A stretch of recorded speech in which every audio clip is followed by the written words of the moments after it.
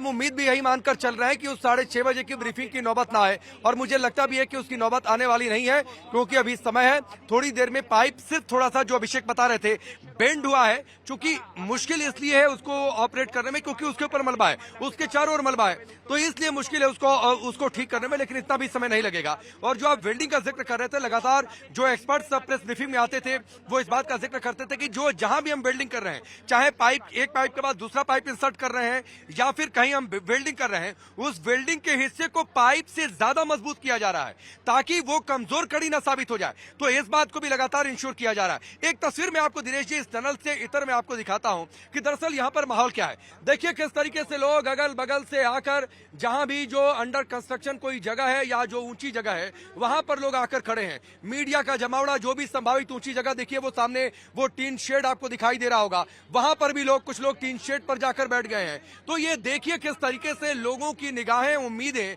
इस टनल पर टिकी हुई हैं। वो देखिए ये अगल बगल के गांव के लोग हैं, अगल बगल के गांव के लोग जो इस वक्त यहां पर आ गए हैं देखने के लिए। आप देखिए सामने पहाड़ियों पर जितने कर्मी ऊपर काम कर रहे थे, जो अप्रोच रोड पर जिन्होंने काम किया, कुछ लोगों को जहां पर रखा गया था, ये सामने देखिए बैकपैक, बड़े बड़े बैग लेकर, यहां पर थोड़ा सा अंदर यहां पर दिखाइएगा, ये परिजन है। यहां पर इस वाली जगह पर ये जो तमाम गाड़ियां दिखाई दे रही हैं, जो सीमेंट का चौड़ा ब्लॉक दिखाई दे रहा है, ये आप तस्वीर देखिए, वहां पर जो बैकपैक लिए लोग दिखाई दे रहे हैं या फिर बड़ा ट्रैवल बैग है, वो परिजन आपको दिखाई दे रहे हैं। थोड़ा सा इस गाड़ी के आगे, थोड़ा सा वो सीमेंट वाली ब्लॉक के बगल में लोग बैठे हुए हैं और इंतजार कर रहे हैं कि कब ऑफिशियल्स उन्हें कहें आ जाइए, आपका परिजन निकल गया, आप जाइए इस एम्बुलेंस में उनके साथ।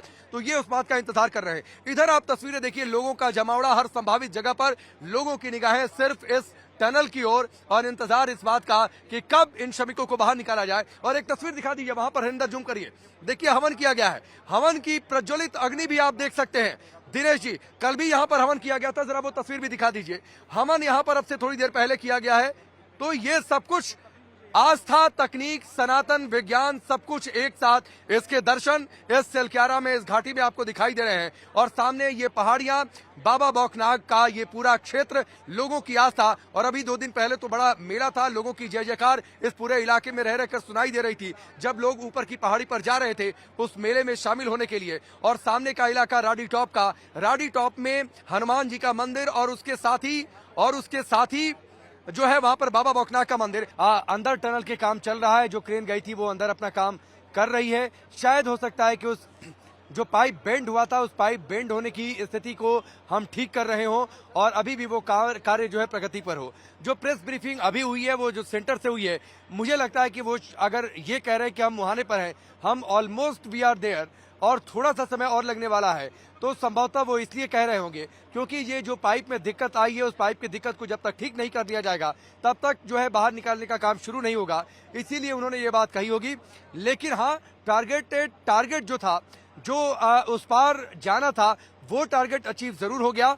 लेकिन ये जो आखिरी बाधा, उस आखिरी बाधा को दूर करने का काम, और वो भी मुझे लगता है कि जिस तरीके से अंदर की जो तस्वीरें सामने आ रही हैं, जो लोगों की बॉडी लैंग्वेज जो दिखाई दे रही है, जो मशीन जहां पर जाकर प्लेस की गई हैं, जो इतने दिनों में हमने देखा है कि संभवतः ये कि पहले से इस बात की उम्मीद थी कि उन्हें ऑब्जर्वेशन में रखा जाएगा। और ये बहुत जरूरी भी है क्योंकि 16-17 दिनों तक टनल के अंदर रहना, फिर उसके बाद लिमिटेड कंडीशंस में रहना, और इस दौरान क्या उनके शरीर ने किस तरीके से रिएक्ट किया होगा, ये डॉक्टर्स के लिए, मेडिकल टीम के लिए जानना बहुत जरूरी है। और यही वजह है कि फैसला ये लिया गया होगा कि जब भी अब से थोड़ी देर बाद वो टनल से बाहर निकलते हैं तो एक चेक यहाँ पर 44 ऑन, और उसके बाद अगले 72 घंटे उन्हें डॉक्टर्स की निगरानी में कि उन्हें कहीं कोई और समस्या तो नहीं, क्योंकि 16 दिनों तक एक टनल के अंदर रहना, फिर उसके बाद बॉडी बाहर निकलने पर किस तरीके से रिएक्ट करती है।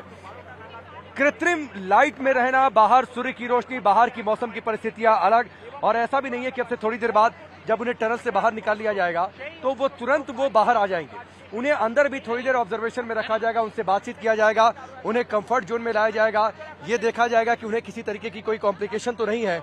उसके बाद उन्हें एम्बुलेंस के जरिए 44 ऑन में डॉक्टर्स की टीम ये मॉनिटर करेगी कि किसी को कोई गंभीर समस्या तो नहीं है स्वास्थ्य संबंधी। अगर गंभीर समस्या होती है तो उन्हें एयरलिफ्ट करने की जरूरत है या फिर नहीं है। अगर एयरलिफ्ट करने की जरूरत है तो वहां से एयरलिफ्ट उसे किया जाएगा।